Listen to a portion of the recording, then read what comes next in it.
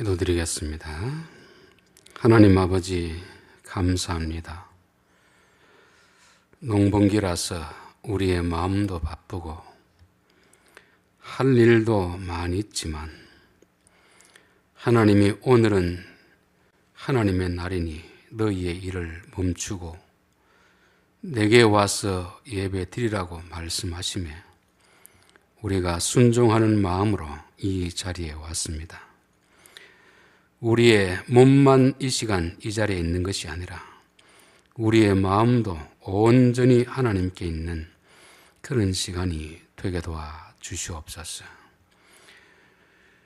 우리가 하나님을 바라보며 하나님을 소망하고 살아가는 자들에게는 하나님이 우리의 필요한 것을 공급해 주시고 우리를 위험으로부터 지켜주시고 우리와 교제하신다고 약속하였사오니 우리의 삶의 현장에서 이런 하나님의 약속이 이루어지는 것을 경험하며 살게 도와 주시옵소서. 오늘 이 시간도 성령님께서 이 자리에 함께하고 있음을 믿습니다. 우리 성도들의 마음속에 필요한 말씀들 들려지게 하시고 깨달아지게 하시고 새겨지게 도와 주옵소서. 예수님의 이름으로 기도하옵나이다. 아멘. 우리가 지금 하나님이 아브라함의 이름을 아브라함으로 사라의 이름을 사라로 바꾸어주는 그 본문을 살펴보고 있습니다. 우리 대부분은 부모님이 지어준 이름으로 살아갑니다. 우리 스스로 내 이름을 지을 수는 없잖아요. 우리 스스로 내가 원하는 장소에 원하는 가정에 태어날 수 없듯이 우리의 이름도 우리가 알기 전에 이미 부모님이 다 지어놨습니다. 어떤 사람들은 그 이름이 참 마음에 안 들어서 또 자라서 바꾸는 경우가 있습니다. 외전에 보면은 이제 딸만 많은 집에서는 아들 낳기를 원해서 딸임에도 불구하고 남자 이름 자자를 넣는다든지 부모님이 자식들의 이름을 지을 때에도 그 자식이 자라서 그 이름이 불려질 때 다른 사람에게 놀림감이 되지 않도록 그렇게 지어야지 그냥 내 좋다고 짓는 게 아니잖아요. 자식이 이름을 지을 때는 이 자식이 이 이름으로 불려질 때 어떤 생각을 가질까를 생각하고 지어야 되는 것입니다. 부모님이 지어준 이름 그대로 가지고 사는 사람도 있고 나는 도저히 이 이름 부끄러워서 못 쓰겠다 싶으면 또 이름을 바꾸는 사람이 있습니다. 또 어떤 이름은 사회적으로 아주 악한 사람의 이름 그런 거 동명이인일 때 여러분 김정은이라든지 김정일이라는 이런 이름을 가지고 한국 땅에 살아간다는 게 얼마나 불편하겠습니까? 그럴 때는 또 이름을 바꿀 수가 있습니다. 이름 바꾸는 건 개인의 자유입니다. 근데 문제는 어떤 사람은 하는 일마다 안 되니까 장명소에 가서 이름을 바꿉니다. 이름을 바꾸면 내 운명이 달라지겠지, 내 인생이 달라지겠지 그런 마음으로 짓는 사람이 있습니다. 여러분 이름 바꾼다고 인생이 달라지겠습니까? 이름 바꾼다고 운명이 달라지겠습니까? 이름이 우리에게 중요하지만 이름이 우리 인생을 좌우하지 않습니다. 부모님이 좋은 의미의 이름을 지어줘도 그렇게 살아야 인생이 바뀌는 거지. 교회 다니는 사람 중에서 요셉, 또 성경에 나온 이름 다윗 뭐 그런 사람 얼마나 많이 있습니까? 그렇다고 그 사람이 요셉이 되는 것도 아니고 다윗이 되는 것도 아닙니다. 그런 삶을 살아야 되는 거죠. 성경에는 이름을 바꿔주는 몇 사람이 있습니다. 아브라함 이름을 아브라함이라 하라. 사라의 이름을 사라라 하라. 야곱의 이름을 이스라엘이 하라. 몇 사람인데 또 모든 사람을 바꿔주지는 않습니다. 어떤 사람은 바꿔주고 어떤 사람은 안 바꿔주세요. 왜 적어도 창세기에 나오는 족장들 이름을 바꿔줬으면 이삭도 바꿔주고 요셉도 바꿔줘야 될 것 같은데 왜 안 바꿔주겠습니까? 이삭은 바꿀 필요가 없는 거죠. 왜냐하면 하나님이 지어준 이름이니까 바꿔줄 필요가 없는 것입니다. 요셉도 자기 어머니가 하나 더 이거 하나가 안 됩니다. 하나 더 욕심으로 지은 이름인데 이름은 욕심으로 지은 이름이라도 그가 살아가는 삶이 하나님의 뜻에 맞는 삶을 살았기 때문에 굳이 이름을 안 바꾸는 것입니다. 성경에서 이름을 바꾼다는 것은 이름을 바꾸면 운명이 달라진다는 것이 아니고 가치관을 바꾸라는 것입니다. 인생관을 바꾸라는 것입니다. 삶의 목적을 바꾸라는 것입니다. 아브라함은 존경받는 아버지로 살겠다. 아마 그 아버지 데라가 그렇게 지어준 것 같습니다. 그러나 하나님은 너는 한 가정의 아버지가 아니고 열국의 아버지가 되라. 열국의 아버지. 아내 사례도 마찬가지죠. 사례를 하지 말고 나의 귀부인, 나의 공주 그렇게 살지 말고 열국의 어머니로 살아가도록 그렇게 하나님이 이름을 바꾸신 것입니다. 그래서 하나님 이름을 바꾼다는 것은 이름만 바꾼다고 내 운명이 바뀌는 게 아니고 내 가치관이 바뀌어야 된다는 걸 말씀하고 있습니다. 이 자본주의 세상에서는 돈이 최고로 알고 있잖아요. 여러분 돈이 최고이다고 아는 사람하고 아니다 진리와 정의가 최고이다 알아가는 사람, 가치를 가진 사람하고 삶이 같겠습니까? 다르겠습니까? 돈이 최고라고 생각하면 무슨 죄를 지어서라도 약자의 것을 빼앗아서라도 돈을 많이 벌려고 하는 것입니다. 그러나 그것보다 정의가 중요하고 진리가 중요하다고 하는 사람은 내가 비록 돈에 손해를 보더라도 내 목숨을 내어놓더라도 이거 붙들고 살겠다는 삶이 바뀌는 것입니다. 그래서 하나님이 아브라함의 이름, 사레의 이름, 야곱의 이름 바꾼 것은 너희의 가치관을 좀 바꾸어라. 삶의 목적을 바꾸어라 하는 것입니다. 우리가 이걸 보면 이제 하나님이 일하시는 방식을 알 수 있습니다. 17장 3절에 아브라함이 엎드렸더니 하나님이 그에게 말씀하여 이르시되 보라 내 언약이 너와 함께 있으니 너는 여러 민족의 아버지가 될지라. 아브라함이 엎드렸다는 것은 하나님 앞에 항복한 것입니다. 지금까지는 내가 주인이 되어서 살아왔는데 하나님 내 뜻대로 안 됩니다. 하나님이 나타나시니까 하나님 앞에 항복하겠습니다. 하나님이 내 인생의 주인이 되어 주십시오. 그런 고백을 하니까 하나님이 보라 내 언약이 너와 함께 있으니 너는 여러 민족의 아버지가 될지라. 너는 여러 민족의 아버지가 될지라. 되라가 아닙니다. 내가 되게 해 주겠다는 것입니다. 이거는 지금 일어난 일입니까? 먼 미래에 일어날 일입니까? 먼 미래에 일어날 일이죠. 몇 번 말씀드렸는데 히브리어에는 동사가 과거, 현재, 미래 이 시제가 없습니다. 완료냐 미완료냐 이 두 가지뿐입니다. 이 일이 완료되었으면 보통 과거로 표현하고 아직까지 완료되지 않았고 앞으로 되어질 것 같으면 미완료로 표현하는 것입니다. 그런데 이 일은 분명히 앞으로 되어질 일인데 완료형으로 딱 못을 박았습니다. 그런데 우리는 아직까지 안 되어 있으니까 번역을 미래형으로 이렇게 해놓은 거죠. 내가 너를 민족의 아버지가 되게 하였다. 이미 하였다는 것입니다. 미래는 우리가 바꿀 수 있지만 과거는 바꿀 수 없잖아요. 하나님이 아직까지 이루어지지 않는 그 일에 대해서 완료형의 단어를 쓴다는 것은 내 결심이 확실하다. 이것은 천지가 변해도 바뀌지 않는다는 것입니다. 우리가 미래에 되어질 것은 우리가 아무리 계획을 세워도 내 뜻대로 되지 않을 경우가 얼마나 많이 있습니까? 과거는 일어난 일은 바꿀 수가 없습니다. 그런데 하나님이 하신 일은 미래의 일도 바꾸지 못하도록 딱 도장을 찍어가지고 어떤 상황이 되어도 이거는 바꾸지 못하도록 너는 열국의 아버지가 되게 하겠다. 이것은 내가 책임지고 하겠다는 것입니다. 하나님 앞에서 나는 전능한 하나님이라는 것이 무슨 뜻입니까? 하나님이 말씀하시면 100%, 1000%, 10,000% 이루신다는 것을 말씀하는 거죠. 그래서 너는 한 가정에 존경받는 아버지가 아니고 열국의 아버지가 되게 하겠다. 이제 후로는 내 이름을 아브라함이라 하지 아니하고 아브라함이라니 내가 너를 여러 민족의 아버지가 되게 함이니라. 너 스스로 데려가지 않습니다. 내가 너를 그렇게 만들어 가겠다는 것입니다. 우리가 이제 예수를 믿는다는 것은 무슨 뜻이겠습니까? 주인을 바꾸는 거잖아요. 믿기 전에는 내가 내 인생을 계획하고 그 계획을 이루기 위해서 실천하고 노력하고 그렇게 됩니다. 그런데 사실 내 뜻대로 되는 경우도 있지만 되지 않는 경우도 많이 있습니다. 그러나 이제 예수를 믿는다는 것은 하나님 내가 내 뜻대로 살지 않겠습니다. 하나님의 뜻대로 살겠습니다. 하나님이 나를 하나님의 뜻대로 이끌어 가주십시오. 그렇게 하는 것입니다. 그래서 우리 예수 믿기 전과 믿은 후는 분명히 이게 달라져야 됩니다. 믿기 전에는 내가 주인으로 내가 원하는 일을 했고 그 그 일을 이루기 위해 살아왔지만 예수를 믿었으면 하나님이 우리를 어떻게 하실까? 하나님이 우리를 어떻게 하실까? 하나님의 계획을 가지고 우리의 삶을 하나님의 뜻을 따라 이루어 가신다는 것입니다. 17장 9절 그런즉 너는 내 언약을 지키고 할례를 행하라 하는 것입니다. 하나님이 어떤 계획을 가지고 하는데 또 아브라함이 해야 될 일인 거죠.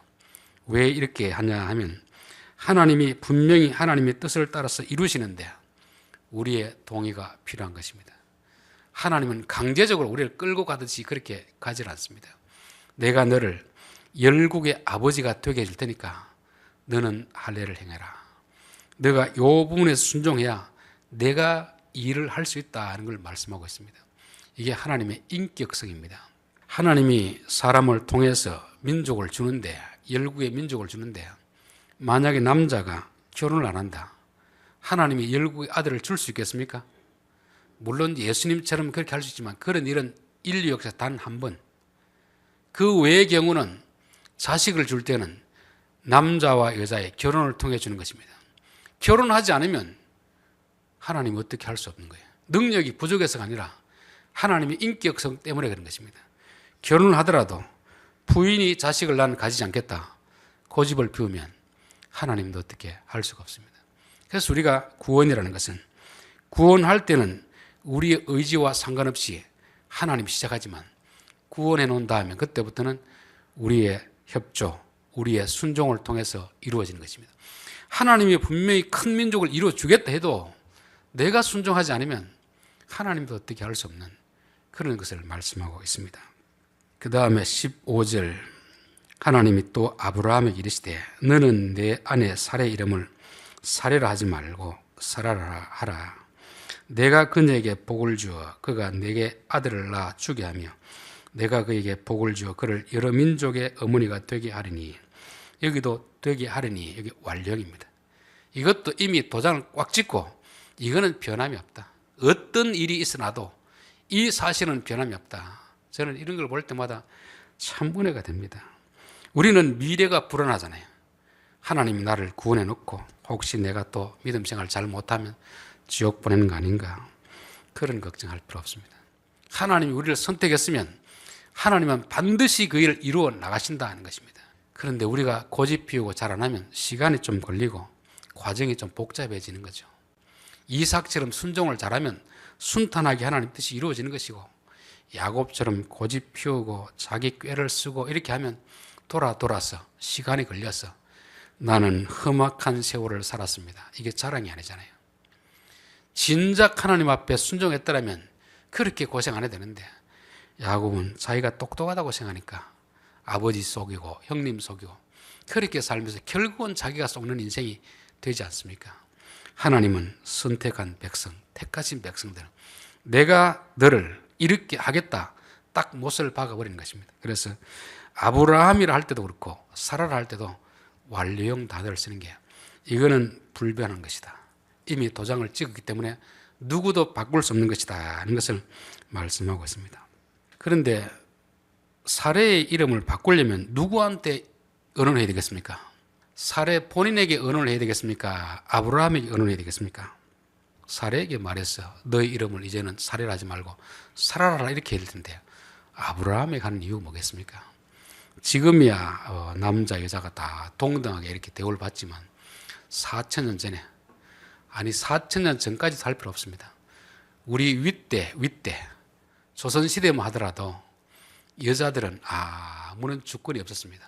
지금이야 투표할 때도 여자도 하고 하지만 옛날에는 투표라는 것도 없었지만 결정할 때도 여자는 그 의사 결정기관에 들어가지 않았습니다. 여자는 시집 가기 전에는 아버지의 주권하에 있는 것이고 시집가면 남편의 권한하에 있는 거죠. 그래서 성경에 보면은 여자가 어떤 서원을 했더라도 그 아버지가 오케이 안 하면 그 서원은 무효가 되는 것입니다. 결혼한 여자는 아무리 내가 하겠다 해도 하나님 앞에도 남편이 동의를 안 하면 안 되는 것, 그런 문화 속에서 있는 것입니다.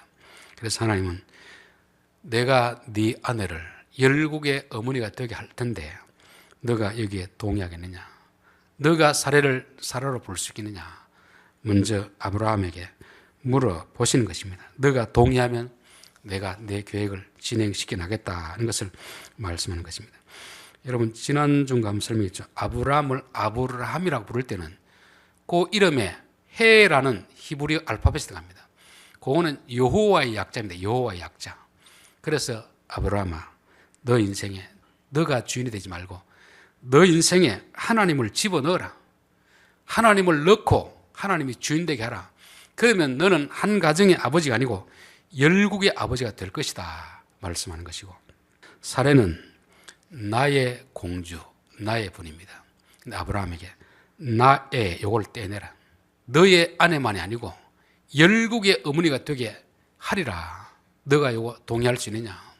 너가 동의하면 내가 해주겠다는 것을 말씀합니다.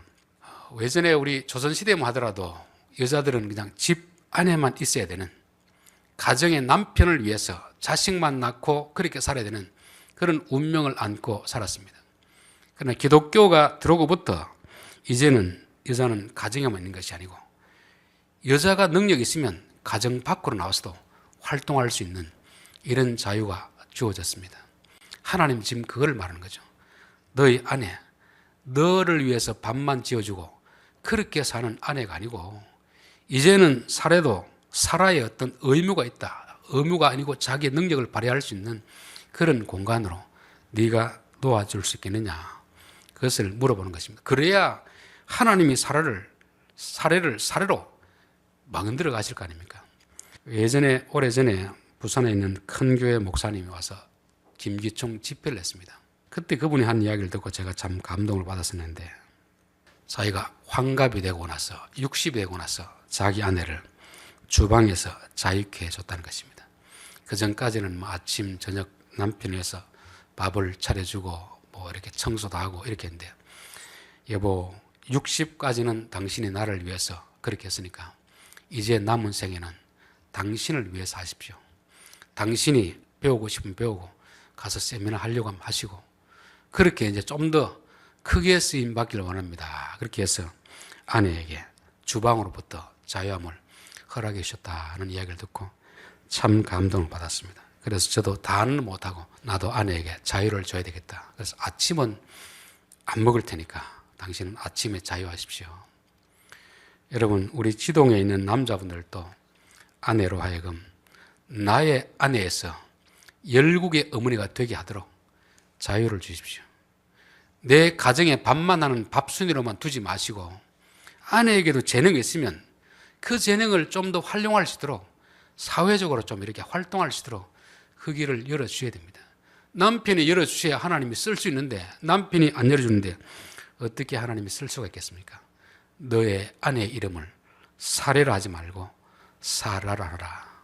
그래서 저도 우리 남자들이 한 60까지는 아내가 뭐 가정을 위해 살았으면 60 이후로부터는 이제 좀 자유를 주어가지고 아내가 하고 싶은 일, 가정에 얽매이지 않고 좀 더 큰 일을 할 수 있도록 그렇게 자유를 주는 것이 하나님 앞에 순종하는 것이 아닌가, 그런 생각이 듭니다.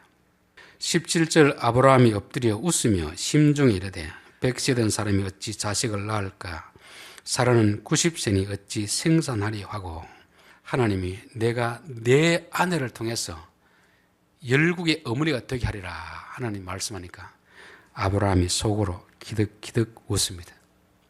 기득기득 웃는 거죠. 내가 지금 나이가 100세인데, 내년이면 100세인데 내 아내가 되면 90인데 어떻게 자식을 낳겠느냐, 그렇게 지금 속으로 비웃고 있는 거죠. 비웃고. 하나님이 하신 말씀이 현실하고는 전혀 동떨어진 그런 말씀하기 때문에 그렇게 속으로 웃고 있으면서, 마음의 생각은 반드시 뭘로 나타나겠습니까? 생각에서 말이 나오는 것입니다. 그렇죠? 18절, 아브라함이 여호와께 아뢰되 이스마엘이나 하나님 앞에 살기를 원합니다. 이게 하나님을 배려하는 것 같은데 하나님을 배려하는 게 아니고 하나님을 무시하는 불신앙적인 태도입니다. 불신앙적인 태도. 우리는 하나님을 믿으면서도 하나님의 전능하심을 믿어야 되는데 자꾸 내가 생각하는 내 영역 안에서 하나님을 가둘 때가 있습니다. 저는 간증이 참 때로는 도움이 되기도 하지만 위험한 건 뭐냐면 하나님을 자기가 경험한 그 간증 안에만 가두려고 하는 게 있습니다. 하나님은 그렇게 우리가 쉽게 알 수 있는 분이 아니잖아요. 내가 경험한 것은 그야말로 장님이 코끼리 뒷다리 한번 잡은 것, 그것이 전부인데 그걸 가지고 하나님 이런 분이다 한다는 것이 얼마나 크신 하나님을 작게 축소시키는지 모릅니다. 내가 아는 지식, 내가 아는 신학적 교리, 그 안에 자꾸만 하나님을 가두려고 하는데 이게 한참 하나님 앞에 무리한 태도인 것입니다. 아브라함도 자기 생각해 보니까 내가 내년이면 100세고 아내가 90세인데 내가 또 10년을 겪어봐도 하나님 자식을 안 주던데 지금 또 13년이 지났는데 13년이 지났다고 해서 하나님 능력이 뭐 더 나아질 리 있겠나. 하나님 괜히 나 위로하려고 이런 말 하시는 거 아닌가. 그래서 하나님 괜히 나를 위해서 그렇게 수고할 필요가 없고 여기 있는 이스마엘, 하갈을 통해서 낳은 아들, 그 아들로 만족하겠습니다. 그렇게 하는 거죠. 이런 태도는 15장에도 여전히 나타나고 있습니다. 15장 이후에 여호와의 말씀이 환상 중에 아브라함 이마에 이르시되 아브라함아 두려워하지 말라. 나는 내 방패여 너희 지극히 큰 상급이니라. 아브라함이 이르되 주 여호와여 무엇을 내게 주시려 하나이까. 나는 자식이 없사오니 나의 상속자는 이 다메섹 엘리에셀이니이다. 아브라함이 또 이르되 주께서 내게 씨를 주지 아니하셨으니 내 집에서 길린 자가 내 상속자가 될 것이니라. 하나님은 나는 전능한 하나님이라 했는데 하나님 이 종 아들을 삼겠습니다. 그래가 그게 아니다. 내가 네 아내를 통해서 자식을 주겠다 약속했습니다. 그런데도 덜컥 하갈을 취해가지고 이스마엘 낳지 않습니까? 그리고 또 13년이 지났습니다. 그런데 또 내년이면 주겠다 해도 하나님 그렇게 애쓰실 필요가 없습니다. 저는 이 이스마엘로 만족하겠습니다. 우리가 마치 하나님을 위하는 척 그렇게 말하는데 하나님을 위하는 게 아니고 이게 전형적인 불신앙적인 태도인 것입니다. 저는 이걸 보면 참 아브라함 볼 때 이분이 우리의 믿음의 조상인가 실망이 되기도 하고 한편으로는 또 위로가 됩니다. 위로. 15장은 가나안 땅에 온 지 10년 된 시점에 일어난 일입니다. 17장은 그로부터 13년이 지난, 그러니까 23년이 지난 시점에 아브라함의 믿음의 상태는 10년이 됐을 때나 23년이 됐을 때나 어떤 부분에서는 참 믿음이 있는데 결정적인 부분에서는 전혀 믿음이 발휘되지 않는, 이걸 보면서 실망이 되지만 이게 우리의 모습이구나. 이게 우리의 모습이구나. 우리가 예수 믿고 10년 지나고 20년 지나면 뭔가 대단히 좋아질 것 같은데요. 찬송을 부르고 기도할 때는 아주 부드럽게 잘하는데 결정적으로 어떤 중요한 부분에 가서는 믿음이 전혀 작동되지 않는, 정말 내가 믿음의 사람인가 안 믿는 사람인가 그게 구별되지 않을 정도로 어떤 중요한 문제 앞에, 특별히 물질적인 문제 앞에서는 전혀 믿음이 작동되지 않는 이 모습, 이게 아브라함의 모습이고 우리의 모습이구나를 보게 되는 것입니다. 아브라함이 이르시되 아니라 내 아내 사라가 내게 아들을 낳으리니 너는 그 이름을 이삭이라 하라. 내가 그와 내 언약을 세우리니 그의 후손에게 영원한 언약이 되리라. 아브라함 너의 생각은 내가 알겠다. 그러나 너의 인생은 너의 뜻대로 되는 게 아니고 내 뜻대로 되니까 네 생각이 그렇다더라도 말은 그렇게 하지 말고 내 말을 좀 들으라. 내년이 되면 아들을 낳을 텐데 아들을 이삭이라 하라. 그렇게 말씀하는 것입니다. 우리의 믿음과 현실은 동떨어질 때가 많이 있습니다.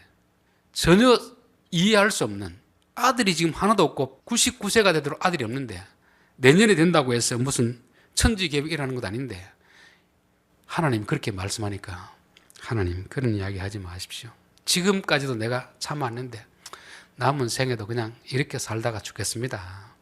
이런 불신앙적인 말을 하니까 아니라 내가 하려는데 너가 왜 안 된다고 하느냐. 하나님이 예 하면 우리도 예하고 하나님이 아니라 하면 우리도 아니라 해야 되는데 우리는 자꾸 이 고집을 가지고 하나님의 계획을 자꾸 꺾으려고 하는 것입니다. 자기 생각을 가지고 하나님이 하신 일을 안 된다고 하는 것입니다. 하나님이 된다고 하면 하나님이 하시겠다는데 왜 안 된다고 하는지, 이게 우리의 참 딜레마 아닙니까? 그때 지금 자식이 없지만 내년 이맘때 자식을 낳을 텐데 이름을 이삭이라라. 이삭이라는 말과 앞에서 웃으며 이 단어가 같은 단어입니다. 앞에서 웃으면 짝크라는 말은 비웃다는 말입니다. 이츠하크라는 것은 이가 계속된다는 말이거든. 너 나 계속 비웃어봐라. 그런 의미가 있습니다. 여러분, 아들을 낳고 이 이름을 짓고 싶겠습니까? 안 짓고 싶겠습니까? 이사가 부를 때 그 단어 속에는 비웃다는 말도 있고 웃다는 말도 있습니다. 남들은 웃다로 들리지만 자기는 내가 비웃었는데 하나님 나의 불신앙을 아들을 통해서 보여주시는구나. 아들의 이름을 부를 때마다 아하, 내가 23년이 지나고도 그런 믿음밖에 없었구나를 계속 깨닫게 해주는 것입니다. 여러분, 자식은 어쩌면 우리의 지난날에 불신앙을 보여주는 거울이 될 수도 있습니다. 저도 우리 자녀들을 볼 때마다 애들이 어떻게 내 과거를 저렇게 닮았는가. 내가 어떤 행동은 애들이 태어나기 전에 한 행동인데 얘들이 자라면서 나도 생각이 싫은 내 지난날의 추억들, 잘못된 것을 똑같은 모습을 보여줄 때 야단을 치고 싶다가도 아하, 저기 지난날 내 모습이었구나 생각하면 섬찟할 때가 있습니다. 우리는 자식을 키우면서 그런 모습이 보이면 뭐라고 합니까? 저놈이 도대체 누구를 닮았나? 어느 배에서 나왔나? 서로 남편은 아내 탓, 아내는 남편 탓 하잖아요. 그게 어디서 나왔겠습니까? 남자의 씨를 가지고 여자의 밭에서 나온 거 아닙니까? 누구를 탓하겠습니까? 남이 탓할 때는 뭐 되지만 그 모습, 아브라함이 창세기 12장에서 어려움을 당해서 애국으로 내려갈 때 자기 부인이 이쁘니까 누이라 속이거든요. 그리고 다시 20장에 가면 그로부터 24년이 지난 거죠. 똑같이 그 일을 합니다. 그리고 이삭이 태어나고 이삭이 40세에 장가를 가거든요. 40세. 그런데 그가 자라서 장가를 보내고 났더니 또 어려움이 다 생기니까 똑같이 그 행동하는 것입니다. 아브라함이 할 때는 이삭이 태어나지도 않았습니다. 그 일이 있고 나서 적어도 40년이 지났는데 100세에 이삭을 낳고 40에 장가를 갔는데 40년 후에 그 이삭이 아버지의 그런 이야기를 알겠습니까? 물론 이야기했을 수도 있지만 하지 않았을 수도 있는데 똑같이 그런 행동하는 것입니다. 그때 그 소식을 들은 아브라함이 어떤 생각이 들겠습니까? 하나님, 저건 내가 했던 그 과거 행동인데 내가 가르치지도 않았는데 어떻게 아들이 저런 행동을 합니까? 하나님 뭐라고 하겠습니까? 네 마음속에도 아직까지 그런 부분이 있다. 그 말씀하는 것입니다. 그래서 하나님 우리에게 자식을 통해서 우리의 지난날에 그것을 들춰내시는구나. 너도 그랬는데 자식 너무 야단치지 말고 자식의 행동을 보면서 너가 지금 하나님 앞에 그러고 있는 건 아닌가 한번 살펴보라는 것입니다. 그래서 이삭이라 하는 말은 첫 번째는 내가 과거에 잘못했던 그 행동들을 아들을 통해서 보여준다는 말이 있습니다. 또 하나는 나는 비록 믿음이 없어 하나님을 비웃었지만 하나님은 나에게 웃음을 주시는 분이다. 그래서 창세기 21장 6절에 보면 사라가 이르되 하나님이 나를 웃게 하시니 듣는 자가 다 나와 함께 웃으리로다. 웃다. 이츠하크. 우리가 비록 과거에 잘못한 것이더라도 하나님은 자식을 통해서 때로는 우리의 부끄러운 과거를 들춰내기도 하지만 때로는 우리에게 기쁨을 주시는 분이다 하는 것입니다. 그래서 자식은 부모에게 효도할 때도 있고 불효할 때도 있고 이 두 가지 모습을 그대로 나타내는 것입니다. 자식이 불효한 행동을 할 때 하나님 저 모습이 과거의 나의 모습이고 지금 혹시 하나님 앞에 내가 그런 거 있는 건 아닙니까? 그렇게 우리 자신을 되돌아봐야 되고 또 자식이 우리에게 기쁨을 줄 때 하나님 감사합니다. 우리가 비록 부족해서 불신앙으로 살았지만 그럼에도 불구하고 하나님 우리에게 자식을 통해서 기쁨을 주심을 감사를 드립니다. 그런 기도를 드려야 됩니다. 그래서 저는 자식을 볼 때마다 이 두 가지가 다 내포되어 있구나. 이 두 가지 하나님이 우리의 불신앙을 우리의 부끄러움을 들추어내서 너에게 아직도 그런 씨앗이 남아있으니까 앞으로는 다시 그렇게 하지 않도록 조심하라는 경고도 있고, 또 한편에서는 너가 비록 그렇게 불신앙적인 삶을 살았지만 내가 너로 웃게 하겠다. 자식으로 인하여서 웃음을 주겠다. 사실 우리가 나이가 들면 자식이 없으면, 손자, 손자가 없으면 웃을 일이 뭐가 있습니까? 자식을 통해서 하나님은 우리에게 하나님의 복을 전하여 주시는 것이고 은혜를 베풀어 주시는 것입니다. 오늘은 이름을 바꾸어 주는 것을 통해서 하나님이 어떻게 역사하는가를 살펴보았습니다. 하나님은 이름을 바꾸러 갈 때 이름을 바꾸라는 게 아닙니다. 너의 좀 생각을 바꿔라. 가치관을 바꿔라. 그전에는 너 자신을 위해 살았지만 이제는 타인을 위해서, 하나님 위해서 좀 가치관을 바꾸라는 것입니다. 가치관을 바꾸면 내 인생이 달라지는 것이고 운명이 달라지지만, 가치관을 안 바꾸고 이름만 바꾼다고 달라지기를 기대하면 우리가 무속인과 다를 바가 뭐가 있겠습니까? 우리가 아브라함처럼 신앙생활 10년, 20년, 30년 해도 여전히 바뀌지 않는 그런 부분이 있습니다. 그럴 때 하나님은 너 나 비웃었느냐? 아들의 이름을 이츠하크라. 아들을 통해서 우리로 하여금 지난날에 잘못된 우리의 불신앙적인 것을 들추어내는 것이고, 또 한편에는 우리는 비록 그렇게 살았을지라도 우리가 돌이키면 네 자식이 너에게 웃음이 되리라, 웃음을 주리라, 그렇게 말씀하는 것입니다. 기도드리겠습니다. 하나님 아버지, 아브라함이 살아온 여정을 살펴보면 어떻게 우리와 이렇게 똑같습니까? 때로는 참 믿음으로 결단하고 행동한 그런 부분도 있지만, 또 어떤 부분에서는 10년, 20년 예수를 믿었는데도 전혀 바뀌지 않는 그런 부분들이 있습니다. 마치 내가 정말 예수를 믿고 있는지 믿지 않는지 분간이 안 될 정도, 그런 불신앙적인 때도 있음을 알게 해주시고, 우리가 너무 실망하지 않고 우리는 원래 그런 존재임을 알고 하나님을 한순간도 잊어버리면 그렇게 될 수 있다는 것을 알게 하시고 늘 깨어있어서 주님 곁에 주의 말씀을 쫓아가는 저희들 되게 도와 주시옵소서. 자식을 통해서 때로는 우리의 부끄러운 과거를 들춰내기도 하지만 때로는 우리에게 하나님의 한없는 은혜를 자식을 통해서 보여주시는 줄 믿습니다. 자녀들이 불순종할 때, 불효할 때 우리 자신을 돌아보게 하시고, 자녀들이 효도함으로 우리에게 기쁨을 줄 때 하나님을 바라볼 수 있는, 하나님께 감사할 수 있는 저희들 되게 도와 주옵소서. 예수님의 이름으로 기도하옵나이다. 아멘.